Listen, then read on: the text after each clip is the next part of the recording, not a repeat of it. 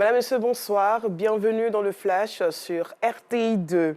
La destination 225 de cette édition de ce jour nous conduit dans la région du Haut-Sassandra à la rencontre du Touro, ce art griotique en pays bété qui allie chant, poésie et instruments traditionnels.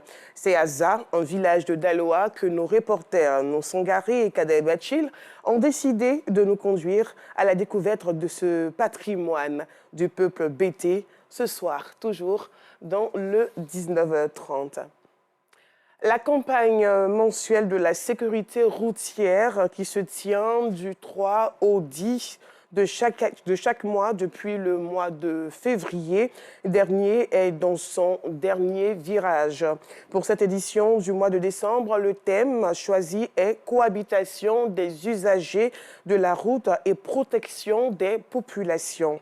Encore une fois, autorités préfectorales et responsables étatiques du secteur des transports de la région du Tonkouy sont sur le terrain pour une campagne de sensibilisation à l'effet d'atténuer au maximum les accidents de la route. Le reportage de G.V. Kwasi du bureau régional de RTI Mans. Pour cette 11e édition de la Semaine nationale de la sécurité routière à Mans, l'accent a été mis sur les élèves. Bon nombre d'entre eux sont victimes d'accidents de la circulation, même aux abords des écoles. C'est ce qui explique la présence des autorités en charge du transport dans les établissements d'enseignement secondaire, comme ici au lycée moderne Begoulé Alphonse. Le constat, c'est que nos enfants, nos petits frères, les élèves, sont souvent à moto, des fois ils sont en surnombre, ils ne portent pas de casque. Il était important pour nous de venir vers ces enfants-là et leur prodiguer ces conseils, de porter le casque, surtout d'éviter de prendre des stupéfiants, les excitants, la drogue, et de se reposer quand on n'est pas en âge d'avoir le permis de conduire, de ne pas conduire, parce que c'est une infraction au cours de la route. Les acteurs du système éducatif se sont réjouis de cette démarche qui, selon eux, vise à la protection des apprenants. C'est une très bonne opportunité. Vous savez que nos enseignants, nos apprenants sont de grands utilisateurs d'engins roulants. Et en pareille circonstance, nous constatons, avec les statistiques que nous avons, beaucoup de désagréments au niveau des routes, au niveau des accidents. Et malheureusement, c'est suivi de morts d'hommes.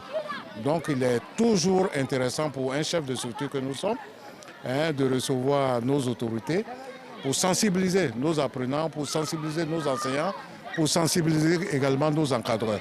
Et je pense que c'est un message qui est apporté. Les transporteurs, de leur côté, promettent une plus grande vigilance, surtout aux endroits où on note une forte présence d'élèves. Nous sommes à la tâche pour pouvoir sensibiliser nos conducteurs à la prudence et respect du code de route.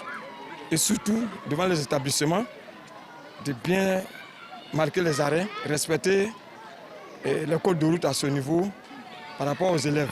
En première ligne de la sécurité des populations, les représentants du chef de l'État ne se sont pas fait prier pour prendre part à cette campagne. Assez heureux d'être parmi mes enfants, les élèves, à l'effet de les sensibiliser dans le cas, n'est-ce pas, la Semaine nationale de sécurité routière. Et quand on a un élève qui est victime d'un accident, c'est un élément important que nous perdons.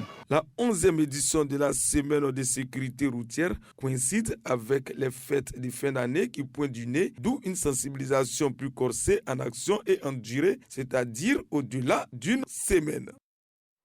Magnifier le Seigneur pour avoir bénéficié de ses nombreuses grâces dans la vie, c'est le sens de l'organisation de l'Action de grâce par Mariam Koulibaly, présidente de l'Association des étoiles brillantes d'Agboville, qui entend matérialiser sa reconnaissance au Créateur. C'était le week-end dernier à Agboville en présence de nombreux fidèles chrétiens. Le compte rendu de Yacouba Koulibaly, Maïsako Gueye, dans le 19h30. Le général Abdourahmane Tiani, chef de la junte au Niger, a visité ce vendredi le Togo. Cela 2 jours avant le sommet de la CEDEAO dimanche à Abuja et alors que le pays est sous sanction de l'organisation après le coup d'État du 26 juillet. Il était notamment accompagné par ses ministres de la Défense et des Affaires étrangères répondant à l'invitation du président du Togo, Faure Gnassingbé, à qui les nouvelles autorités nigérianes ont demandé de jouer un rôle de médiateur. C'est la fin des plaidoyers au procès des 2 génocidaires rwandais présumés devant la cour d'assises de Bruxelles, avec la défense du second accusé poursuivi pour crimes de guerre et crimes de génocide pour de nombreux meurtres et viols commis en tant que chef de milice dans le quartier de Gikondo à Kigali. Ces avocats ont plaidé l'acquittement ce vendredi en dénonçant des faiblesses dans l'instruction et en questionnant la crédibilité des témoins. Et pour terminer, le Conseil de sécurité de l'ONU doit se prononcer sur un appel à un cessez-le-feu humanitaire immédiat.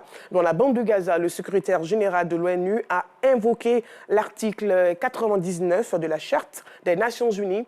Antonio Guterres a tiré la sonnette d'alarme en des thèmes très forts. Voilà, c'est la fin de ce flash à 19h30.